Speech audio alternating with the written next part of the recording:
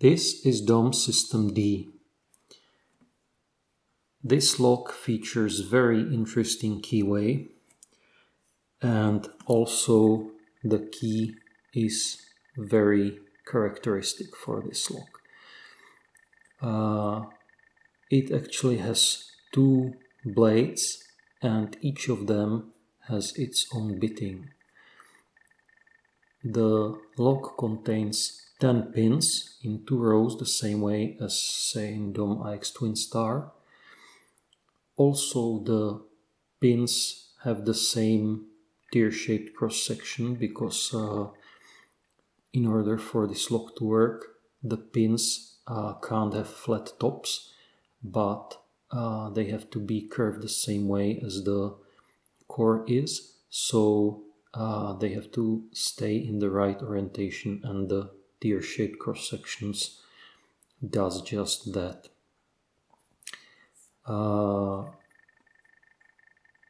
Unlike the IX Twinstar, this lock has very different picking experience. There's a lot of tapering and pretty much no security pins, just some T-pins. So this lock is quite different beast. Unfortunately, I can't show you how the key works because this lock was mastered in 4 of the 10 chambers. So in order to make the picking more fun, I removed the mastering from the chambers. The only thing I left in is a ball bearing in one of the chambers. At first I thought it's for construction keying, but that there was no hole for this ball bearing to fall in when the right key is used. So I think it's not actually a mastering or something like that, but it might be part of anti-drilling protection or something like that. So let's see how the lock submits to picking. I'm using quite hard tension for the beginning because otherwise the feedback is very subtle and it's really hard to tell what's actually going on. So pin number 4 was binding, pin number 5, nice click out of it. Number 4 seems okay for now. So pin number 1 is springy, 2 is springy, 3 seems to be bound. So let me push it, okay. It's going down, but no click from that. So pin number 1 is binding hard now. So I'll leave most of the tension out. So okay, nice click out of that. So number 2 is springy. Number 3 and got a small core rotation, which means that the left side is binding now. So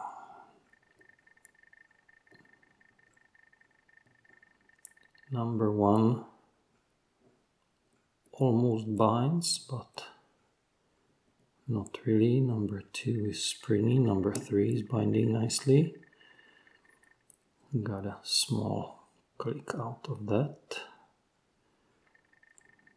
Number 4 and 5, not much. So let's see. 1 is springy, 2 is springy, 3 is springy, 4 is springy, 5 is springy. So let's check the other side, because unlike the other locks of this type. These sides, the left and right side, do not isolate. So, come on. Number 2 is bound.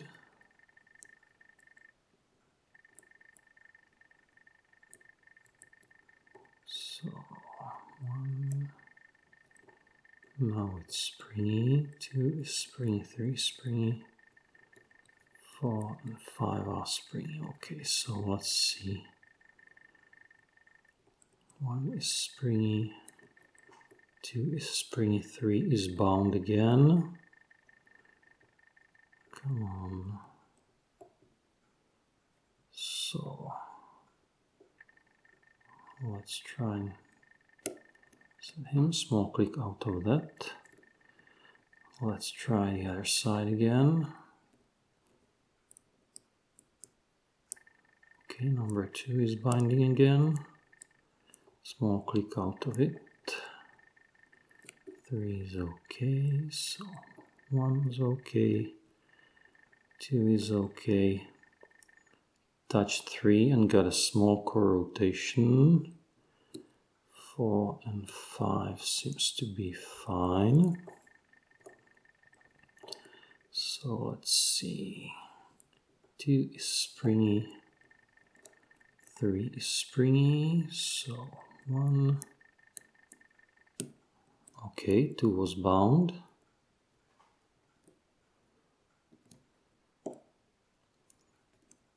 So pushed on 3 and got again small core rotation. 2 is springy. 4 is springy. 5 is springy, so let's check the other side. Number 2 is bound. Number 3 is bound. Got a core rotation and a very nice click. And 2 seems to be bound. And we are open. So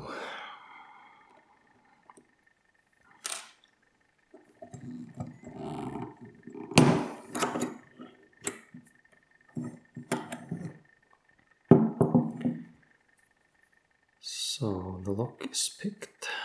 I'm not going to lock it back up because the key is not working. So I will try to remove the clip. Come on.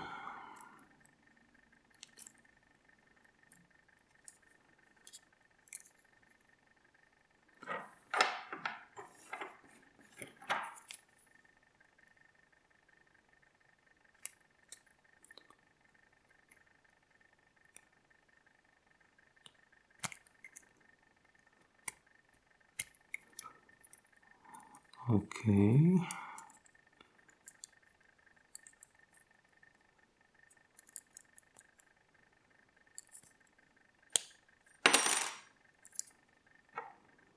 Should be enough. Yeah. So let's rotate this way and hope for the best.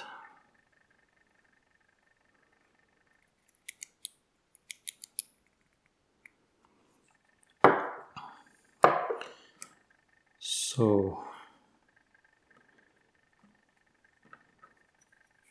in the chamber number 3, there's the ball bearing.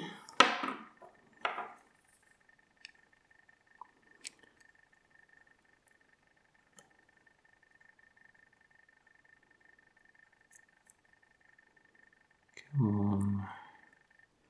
Yeah, there it is.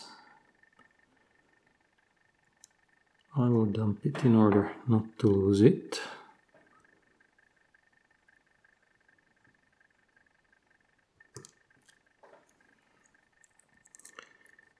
And here you can see what's missing. There's a special thick wafer in the chamber number 5. It's interesting that hopefully you can see it. The wafer has a small serration, so that would be necessary for the lock to work. And again, another small wafer in the chamber number 10 would be necessary for this lock to for this key to work in this lock. So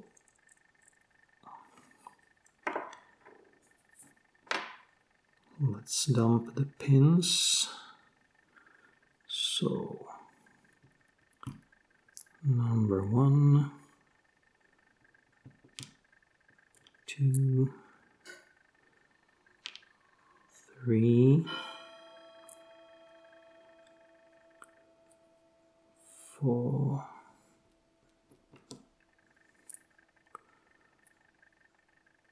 5. First the wafer and then the key pin.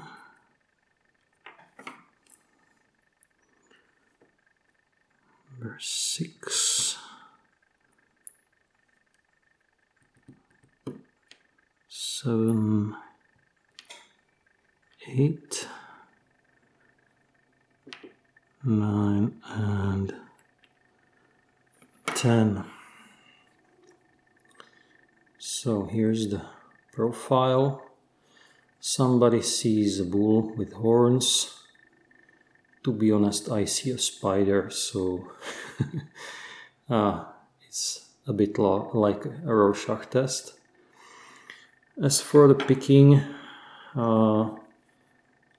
there aren't any holes in here, so the wording can get in a way, so it's not the easiest keyway to navigate, but not the worst. Here you can see the tear-shaped cross-sections of the chambers that are necessary for the pins to keep the correct rotation. Here's some anti-drill element. And also what's interesting, not sure how visible it is on camera, but the shear line seems to be somehow filed or something. Not sure why is that, but it's the same on both cores, so maybe it's a feature of this lock, or it might be some activity of a locksmith, I'm not sure. So that's the core. Now let's dump the pins. So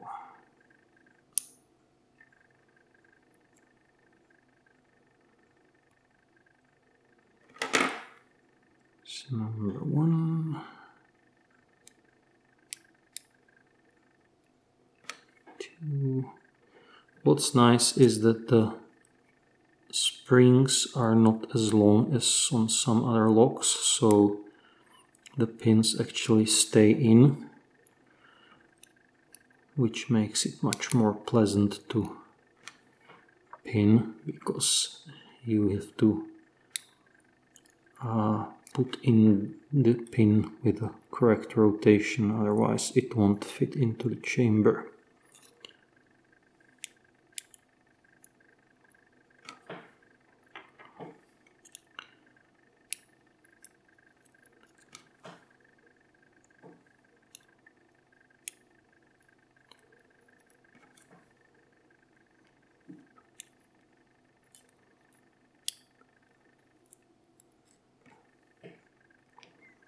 And the last one.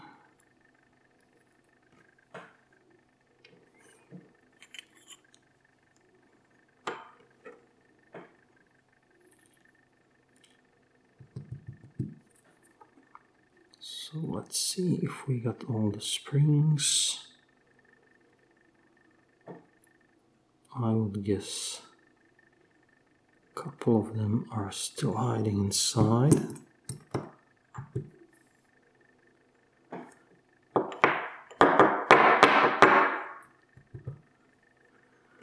Come on. Okay, let's try to make them.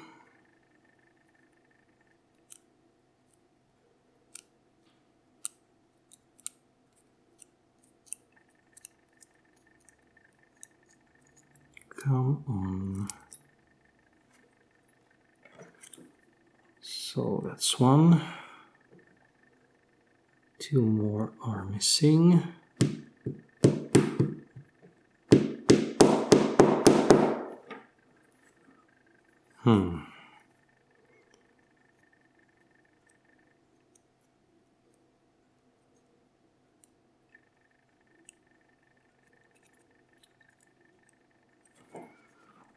So, where are they? I think I see one hiding here. Okay, and still one more to go. I see you. She's a bit camera shy, I guess. Okay. So, not much more going on in the core. Just again the tear-shaped cross-section of the chambers. And that's pretty much it. No grooves, not countermilling, overmilling, nothing. There are some interesting pins. For example, this one is where the ball bearing sits, so the bottom part has a shallow groove. I guess this one seems to have a maybe a steel core or something like that. Also, the pins are not pointy but chisel shaped for some reason.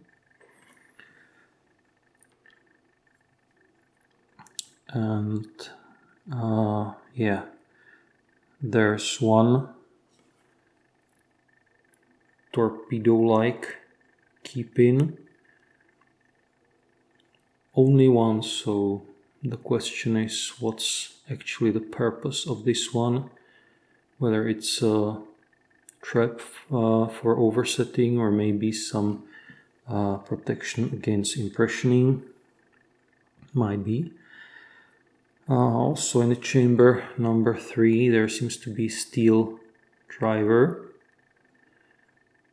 As I said, the drivers are not flat topped, they are angled, so the core can rotate freely. And some of the drivers have this T-pin like top, which, as you could have seen, or as you've seen, is causing that core rotation and then the ping pong to get everything set at the shear line. So let me arrange the pins for a close-up.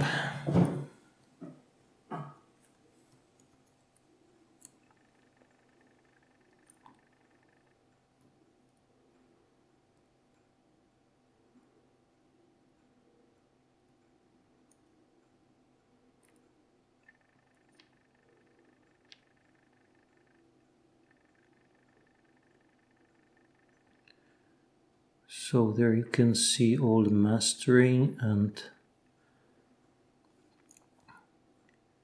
everything that is interesting. So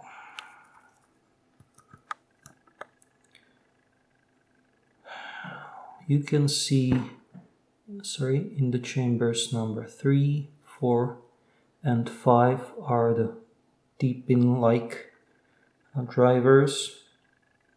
Chamber number 8 has the torpedo. The rest looks pretty much standard, and thanks to the precision of the lock, it has a lot of tapering going on. Chamber number 3 had that ball bearing in. I'm not sure what's exactly the purpose for that, but I left it in for fun. There's the serrated wafer in the chamber number 5, and the rest in chamber 6, 8 and 10 are just simple small wafers for the mastering. Here's the detail of the keyway. As I said, it can be navigated with a bit of training, but it's not very pleasant at first. Here's the key.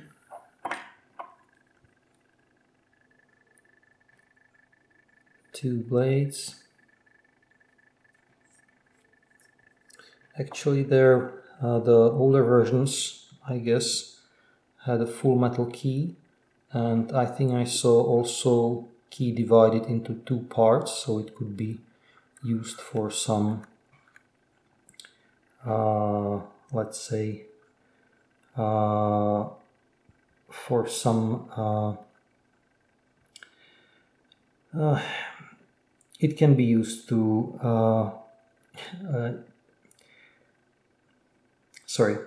it can be used in such a way that it takes 2 people to open the lock. Yeah, let's put it this way. So that was DOM System D. Thanks for watching and goodbye.